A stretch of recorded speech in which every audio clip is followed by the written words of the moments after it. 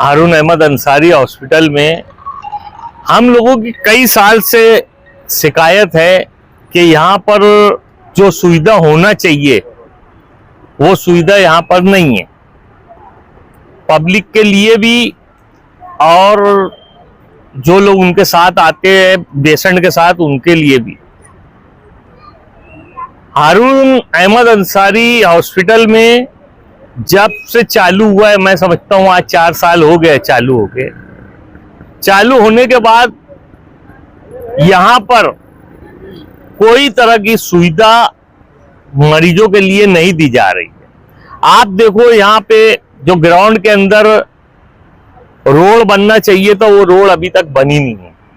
यहाँ पे धूल मट्टी उड़ती है और यहाँ पर आने वाले पेशेंट रहते हैं और यहाँ पर टीबी का भी एक डिपार्टमेंट है और ये धूल मट्टी से क्या फर्क पड़ता है क्या नहीं फर्क पड़ता है ये डॉक्टर बेहतर जानते हैं। यहाँ कोई तरह का लाइट का इंतजाम नहीं।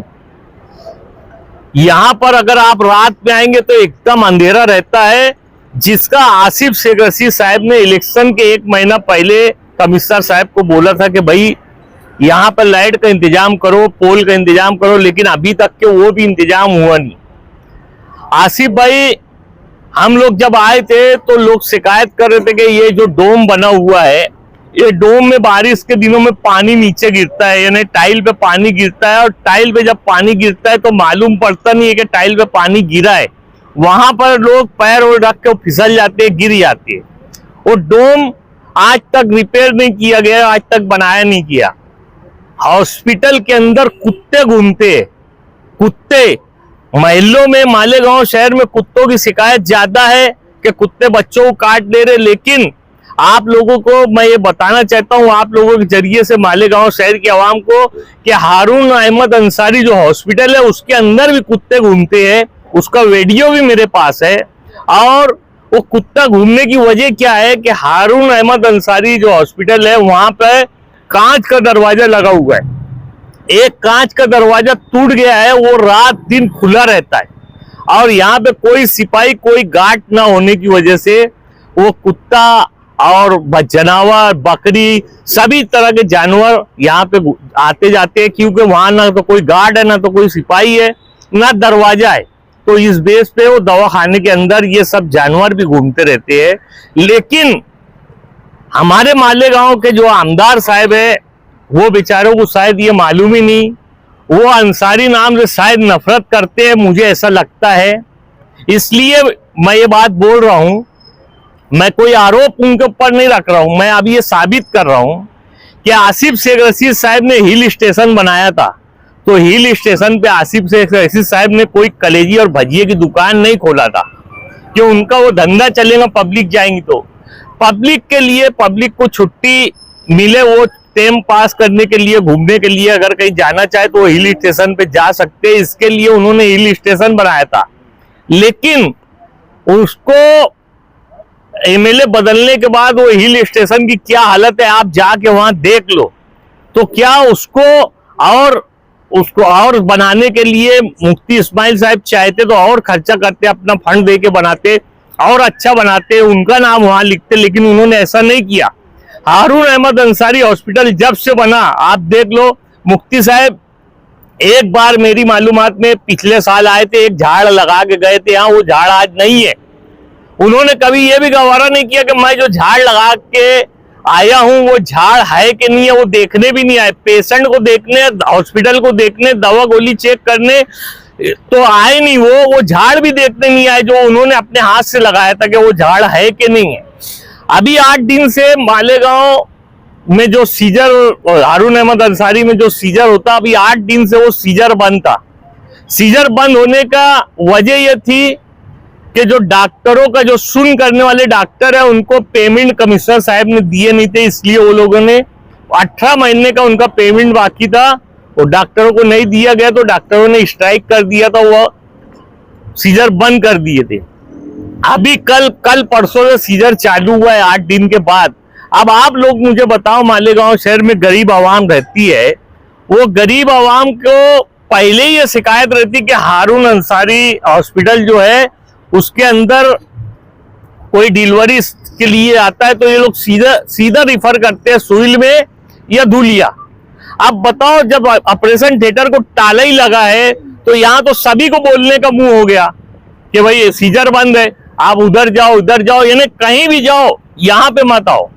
तो मालेगांव शहर में एक ही हॉस्पिटल सरकारी यही है, महानगर पालिका का यही एक हॉस्पिटल है, और उसके बाद इस हॉस्पिटल पे भी कोई तरह का ध्यान नहीं है, कोई तरह की तवज्जो नहीं है।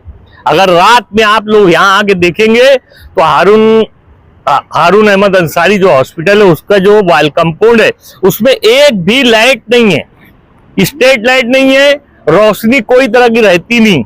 अब अंदर कौन आता कौन जाता, कैसे लोग रहते कैसे नहीं रहते, किसी को मालूम नहीं। उसके बावजूद, अंधेरे के बावजूद ये दरवाजा नहीं है। आप देख लो, मैंने ये बात बोला कि अंसारी नाम से शायद नफरत है उनको, किस बेस पे बोला।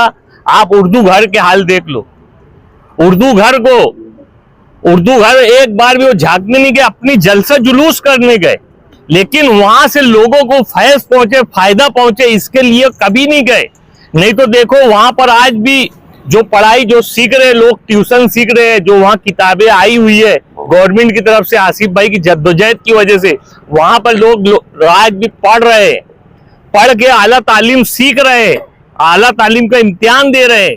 लेकिन मुफ्ती इस्माइल साहब वहां कभी पलट के नहीं गए कि इतना अच्छा हॉस्पिटल उर्दू घर होते हुए भी मैं और क्या वहां पे उसमें बढ़ोतरी करूं जिससे लोग सीखे और लोग फायदा उठाए, मालेगांव के नौजवान बच्चे बच्चियां, लेकिन वो कभी नहीं गए। हारून अहमद अंसारी हॉस्पिटल का भी यही हाल है कि मुफ्ती साहब कभी भी एक बार देखने नहीं आए। यहाँ पर जो दवा गोली है वो जेनरिक की है। अब जेनरिक की दवा वो रहती है जो स्टैंडर्ड कंपनी होती है, तो ये भी स्टैंडर्ड कंपनी की जैसी वही काम में आती है, लेकिन जेनरिक तो जेनरिक है। अगर ये 5 रुपए के तो स्टैंडर्ड कंपनी की 50 रुपए की रहती, तो क्यों रहती? गवर्नमेंट इसकी तुलना क्यों नहीं करती, जबकि वही काम आती है? मैं ही बोल रहा हूं। लेकिन जेनरिक और स्टैंडर्ड कंपनी में यही फर्क है कि ये जेनरिक है वो स्टैंडर्ड है, और स्टैंडर्ड तो स्टैंडर्ड होती है। यहाँ स्टैंडर्ड का टेंडर निकला, जो टेंडर लिया वो जेनरिक की दवा दे रहा है, लेकिन यहाँ कोई देखने वाला नहीं है। मैं समझता हूँ कि हेल्थ ऑफिसर से लेके डॉक्टर तक को समझता ही नहीं है कि जेनरिक क्या है और स्टैंडर्ड क्या है। अब बोलो क्या सवाल कर रहे हो? आपने जेनरिक का जो नाम लिया मेडिसिन का, तो पुलिस इंक्वायरी आप मांगेंगे? मैं लेखी में कमिश्नर को दिया हूं, अभी वही लेखी का पेपर मैं पुलिस डिपार्टमेंट को भी दूंगा। बिल्कुल पुलिस डिपार्टमेट उसकी इंक्वायरी करना चाहिए, क्योंकि यहाँ पब्लिक मरीजों के पब्लिक की जान का मसला है। तो जहाँ जान का मसला आता है वहाँ पुलिस डिपार्टमेंट ने वहाँ अमल दखल करना चाहिए। मैं खुद भी चाहता हूँ।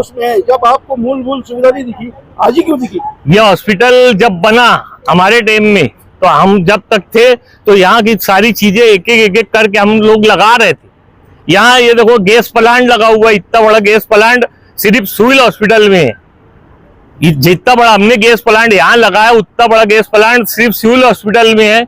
यहाँ वो गैस प्लांट की हमने सुविधा किया है, हमने हॉस्पिटल की सुविधा की है, यहाँ स्टाफ की सुविधा की है। यहाँ तो स्टाफ अभी 4 पड़ है, क्योंकि वाडिया बंद है, अली अकबर बंद है, वो सबको बनाने का काम चालू है। मैं वो भी आपके माध्यम से बोलना चाहूंगा कि उसको जितना मुद्दत थी 3 साल की, वो 3 साल हो चुका है, लेकिन कभी आमदार साहब को ये बात गवारा नहीं हुई, इसलिए कि उनको काम से और पब्लिक से कुछ लेना देना नहीं है, गरीबों से कुछ लेना देना नहीं है। नहीं तो वो जाते, जैसे अभी कुछ दिन पहले, मैं 4-5 दिन पहले देखा, ब्रिज के नीचे जाके सुबह खड़े हो गए, बोले ब्रिज जल्दी चालू करो। वैसे हॉस्पिटल का भी दौरा करते अली अकबर और वाडिया का, बोलते जल्दी चालू करो। तो शायद मालेगांव की आवाम जो जिनको ये बेवकूफ समझते हैं आमदार साहब, तो शायद वो आवाम ये सोच लेती कि आज कम से कम आमदार साहब अली अकबर और वाडिया गए तो ये बनाने गए, क्या करने गए नहीं मालूम।